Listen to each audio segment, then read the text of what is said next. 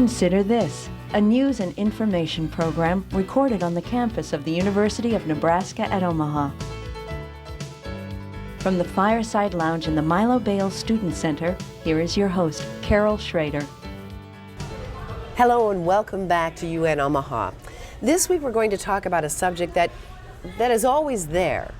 I mean, in the Bible it says the poor will always be among us. Well, I think in this country and in many countries around the world, most countries, the immigrants will always be among us.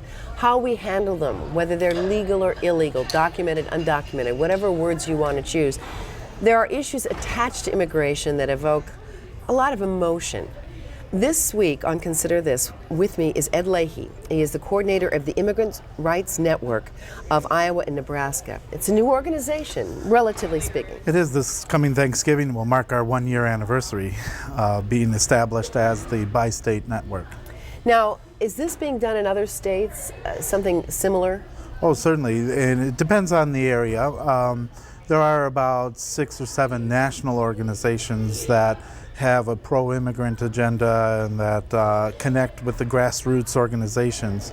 Regionally, there's a strong coalition for immigrant and refugee rights in Illinois.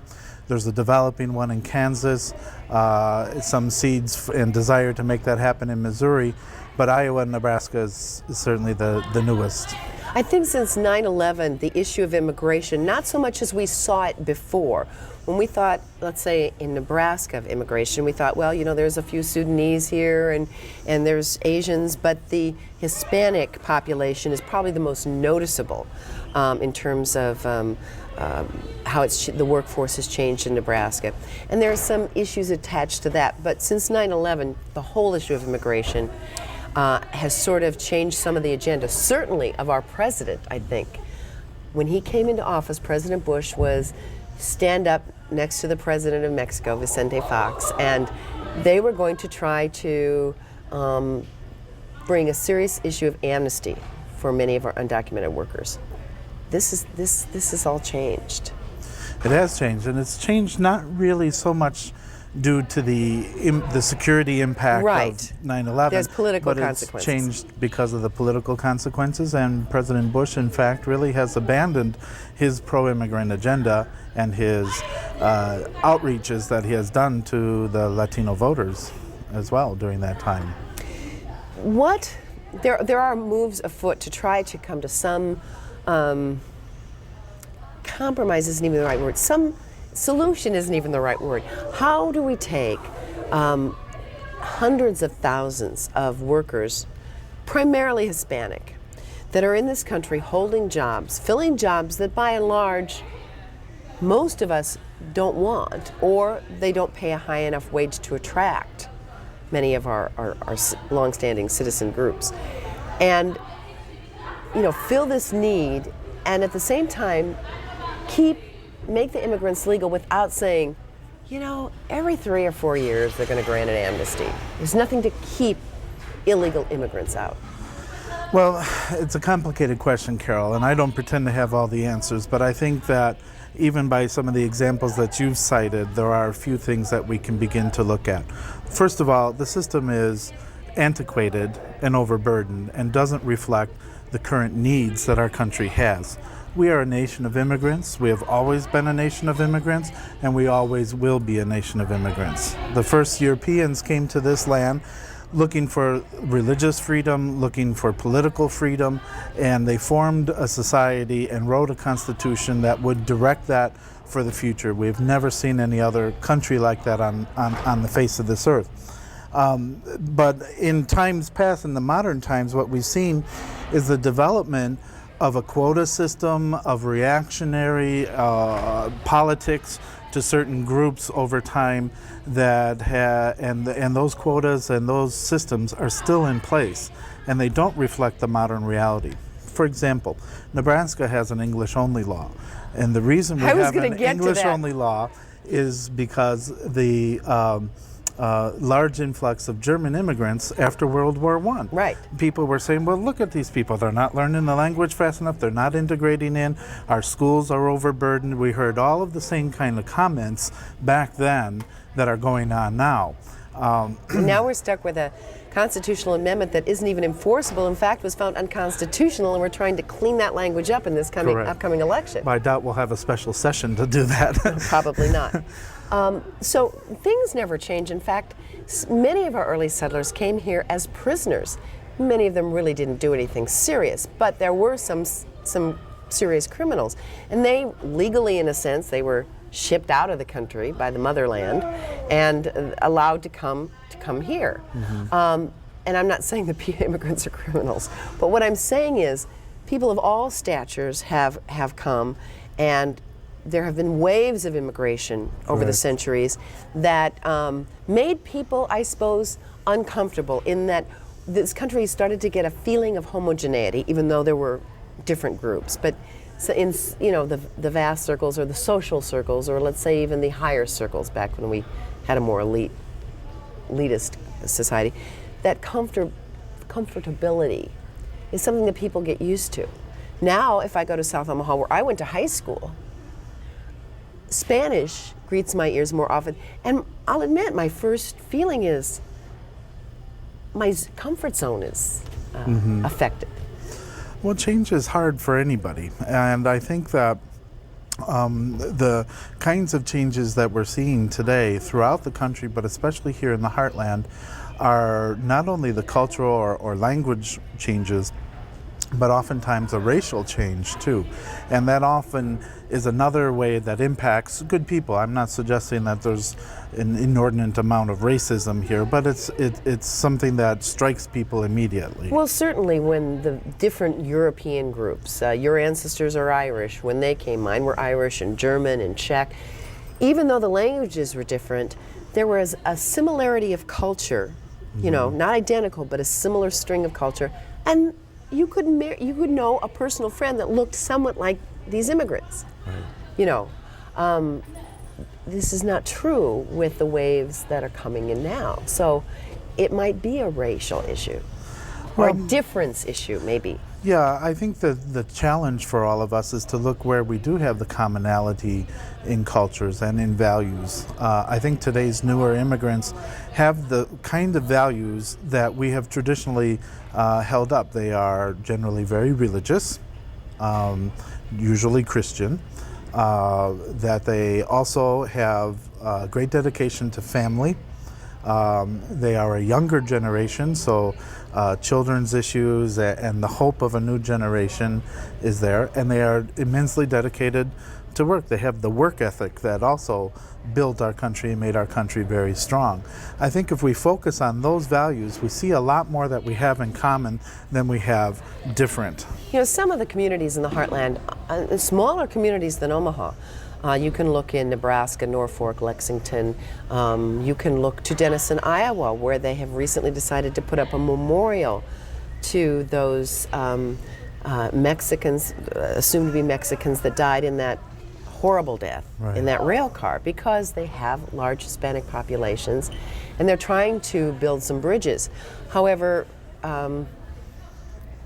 bridges don't come, evolution comes over time. How do the social evolution come faster than the way we evolved as a species? We'd like it to come faster, it doesn't always. It doesn't, and I think that's the point of having the Immigrant Rights Network, is to create positive public dialogue about these issues. As Midwesterners, we tend to have an avoidance issue. The elephant has been in the middle of the room for a long time, and we've danced around it, and it hasn't been, we've noticed it, but nobody's really embraced it, challenged it, questioned it until recently. And all of those questions and challenges are coming all at once, and it feels like there can be a fracturing going on. When in fact, I think it's ultimately the most healthy thing to do is to begin to embrace and say, why are these people here? Well, we have a tremendous need for workers in our country, an estimated 3 to 4 million jobs. Why? Because we have a service economy, something that was transferred over from a production-based economy under Reaganomics, if you remember President Reagan's economic plan. And the service economy is based on the constant expansion of jobs at the lower level, which are transitory, which are traditionally low wage, which are limited benefits.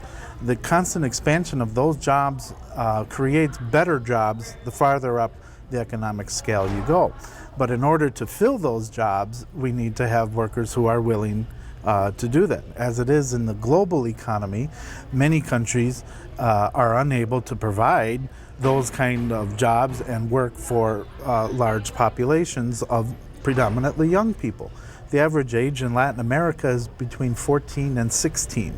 That means the competition for what jobs there are is very, very intense. And as a result, many people feel that they need to make a decision to find work to support their family, to progress in their human lives. And where they are finding that invitation, sometimes both through active recruitment and through secondary recruitment, is here in the heartland. Okay, let's play, for lack of another expression, bing, bing, bing. Let's go through some of the issues that you're running across with increased regularity, or those issues that have been around for a while that just don't seem to be budging or getting new spins on them. What is the thing you get the most calls about? I think the most recent thing that I get a lot of calls about are people whose work authorization has been challenged in one way or another, either because of the use of the Social Security number that they are using, because their employer is thinking that they need to somehow be more compliant with the law, has begun to review records and take maybe a more directive approach than they had in the past, or people are having difficulty getting to their place of employment because there's been restrictions in terms of driver's licenses and other kinds of background and identity checks that have really come to the fore since 9/11. I frequently refer to the dynamic of our society right now as one of securomania. We're absolutely focused on that, and the changes that have been proposed haven't made us any safer. I've witnessed the recent crime spree in Washington, D.C. The sniper, that was, you can't prepare when somebody wants to do you harm. You can't be that prepared. When you talk about these problems, and you talk about the Social Security number, the Social Security Administration has been, they say it isn't to ferret out necessarily undocumented workers, but they're just trying to match up, and they've been doing this for all of us over the last few years. Make sure that what you have in your account matches with the name you have so that you get what you're due. That's correct, but the interpretation of that has changed on the employer's part by and large. Right, that they take it as, this is too much hassle, this is too much of a problem, it's drawing attention to me. Correct. Some of those issues. But are we talking about, when you mention these things about driver's licenses, other ID forms and all these, are you talking about this is a problem for undocumented workers or documented workers as well? Both and, because, for example, many refugees, once they receive their convention status from the UN that it declares them a refugee, once they're accepted by the United States, arrive here with only their I-94, their Let's say little card you Sudanese fill would out. be a most recent, Sudanese or at would some of be the a Afghanistan. good example of that. They arrive here, they may only have that document to their name. Why? Because they're fleeing war, because maybe their home has been destroyed, because in the poverty of the third world there isn't the record tracking systems They don't have that we have. normal birth certificate, etc. Right, and so Marriage that certificate. one little document is all that they have to prove to who they are. And now there are other measures in place that say, no, you must present 2 or 3 forms of identification. And so some people who have a legal right have been caught up in this, in the securomania measures. I'd like to go back for just a second to the Social Security numbers. That operation was begun about 6 years ago, and it was intended to correct the database, to assure that every worker gets proper credit for their FICA taxes, so that when we retire, we're able to get our benefits.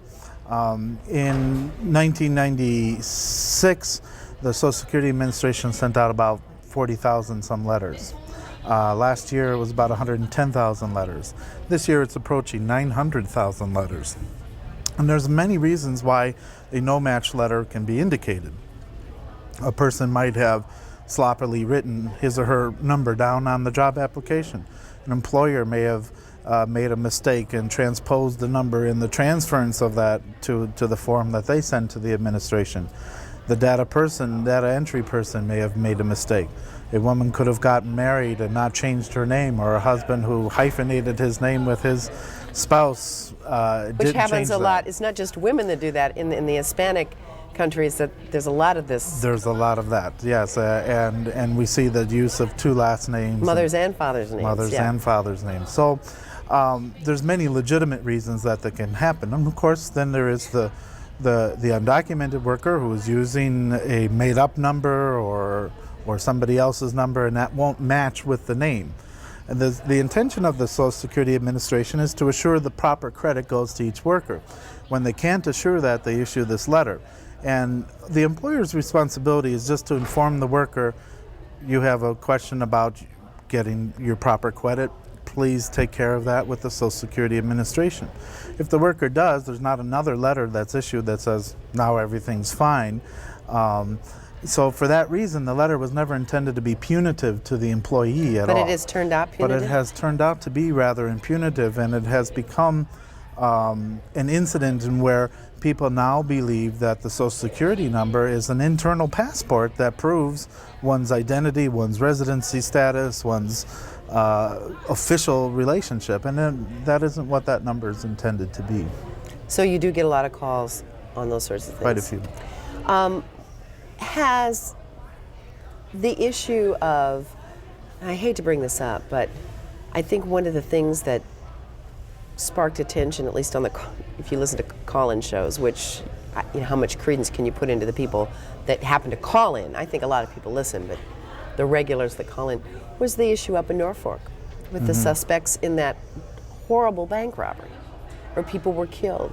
And that's a town that I imagine in some quarters, it's, the issue of the Hispanic population has caused some tensions. And I know a lot of my friends said, there are people, and I'm not trying to convict these people, but there are people who commit crimes from every walk of life, from every ethnicity, but it called attention to this is a high Hispanic population, and maybe some of them are illegal, although some of these people were there legally. Some, I think one was even born here, I'm not sure. Does that kind of thing create any talk or feeling or tension? Very much so. I think since 9/11, immigrant advocates have been trying to separate immigration and terrorism. Or crime, or any other negative social There's been a aspect. slippery slope that's been going on in our country for the last 6-7 years, to where immigrants are identified as being criminals, and now as potential terrorists or people who might do harm. The incident in Norfolk is a tragedy. It's a tragedy for that community. They lost good, upstanding citizens, and it has brought to bear some of the tensions of that elephant in the room, of the changes going on in not only in that town but in other central Nebraskan towns, where unfortunately the issue got linked to that. I think in the initial news reports, had they said 4 men had robbed a bank, 4 men had shot 5 people, that would be the accurate reporting that should have been done. But there was the immediate adjective of Hispanic, and therefore that made that link in people's minds much more. As I understand it, 3 of the perpetrators, or the alleged perpetrators, I suppose we still have to say until they're convicted of that crime, were U.S. citizens, born and raised in this country. One was a legal permanent resident. It isn't really a question of immigration, it's a question of the continued deterioration that our entire society has experienced, and in questions of poverty and questions of the roots of crime that need to be addressed and wiped out. And I think that the more that we can separate it from that issue, the better we'll be able to understand it. But I think it has brought to the fore, for communities like Norfolk, like Madison, like Columbus, the presence of a large Hispanic community in a traditionally white town, and therefore the need to embrace that elephant. Oh, we're here. We are one community. How do we live as neighbors? How do we make the communication of those deeper values that are the strength and the soul of our country, certainties for the next generation. And I'm talking about values like freedom, like justice, like democracy. And those are the things that we need to be engaging around. But back to the question of, we have a lot of undocumented workers here who we most commonly refer to as illegal aliens, but they are here illegally, but the basic thing is that they don't have documentation. You talk about how the system's broken. We still have this problem that we expect everyone to obey laws. And if I were to go in someone else's country illegally and they stepped on me, I guess I would expect that. What are we going to do to fix a system where we have jobs that need to be filled? You brought that up. And yet we have this hemorrhaging at our borders. Well, we have, let's go back to the antiquated system. All immigration to the U.S. is generally done through family-based sponsorship. So if I, as a U.S. citizen, have my spouse in another country, I can apply for her to come over, and that will take maybe a year.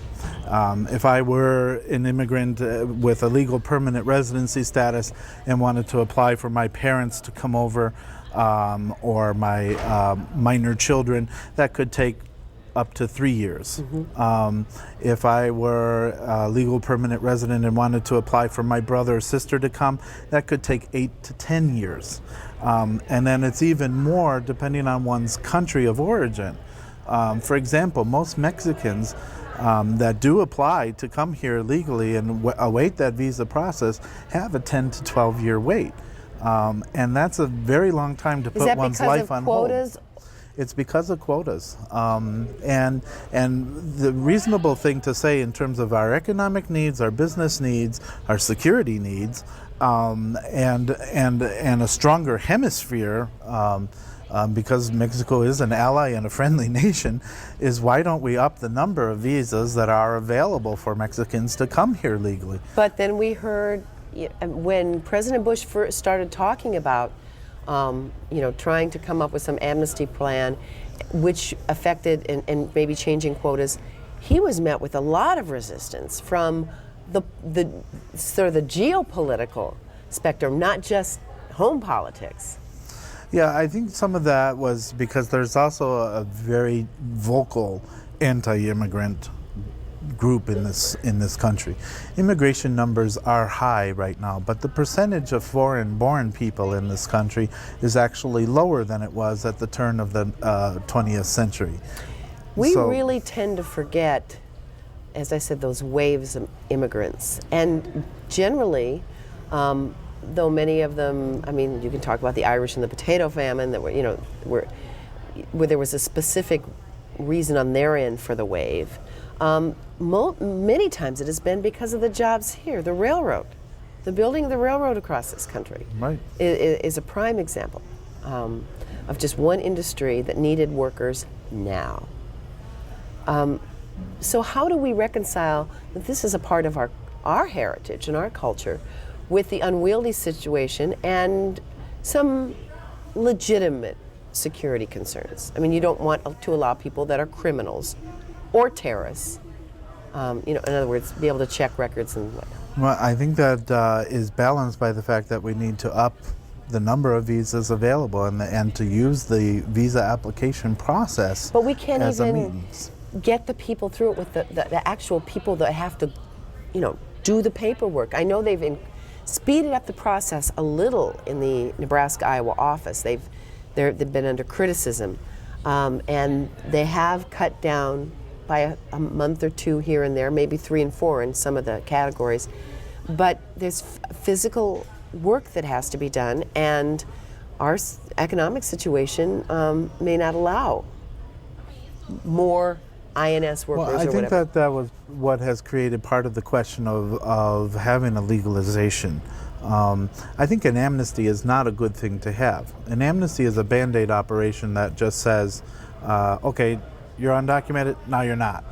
A legalization is a different kind of approach. What that would do would look at what our needs are, what are the processes that we have available to us to alleviate those backlogs, And can we streamline that so that people are able to live not in the shadows, not relying on an underground economy and a black market economy that is really one of the greatest security threats, but are able to come into the light and are able to have their needs met that are fitting with our values as a nation of immigrants, and that would allow them to also fulfill their individual hopes and dreams in the search of the American dream.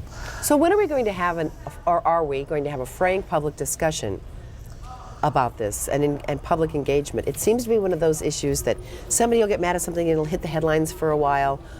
Chuck Hagel, our senator from Nebraska, who has been pro-immigration, has taken hits from his own party, although he's generally well-liked.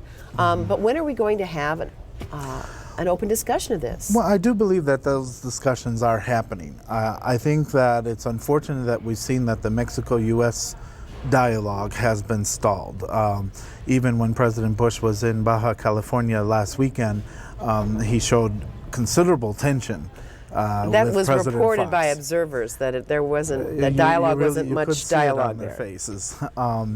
And I think that that there needs to be a reinitiation of that dialogue. I think that there has been introduced in this last year a measure that would aim at an earned legalization. Representative Gephardt introduced that into the House of Representatives. We will see that come up again in the next year. There will be significant dialogue around that. Do you think there is public support for, if you want to use that term, earned legalization? Maybe some people have worked here honestly in good faith, or that we open the doors for bona fide workers, whatever, that the people who want to work and the jobs we want filled, that will match these up. I think it is possible to match those up. And I think that there are many partners who are at the table talking about that. You have labor unions at the table who are in support of this. You have a great number of politicians that are in support of it. You have a lot of community and grassroots groups also hoping to see those changes come. Quickly, you're associated with the Nebraska Appleseed, which is fairly well known, but if someone wants to get a hold of you quickly, how would they do that? They can reach me by telephone in Omaha at 402-689-4249, or my office at 36th and Q in the old Commercial Federal Bank building, shared with the Family Housing Advisory Services. Thanks a lot. 3605Q. Thank Thanks you. a lot, Ed Leahy. He is the coordinator for the Immigrants' Rights Network of Iowa and Nebraska. Hey, watch us on the internet, unotv.unomaha.edu. Then he'll give you the address again. Thanks for joining us this week on Consider This. Thank you.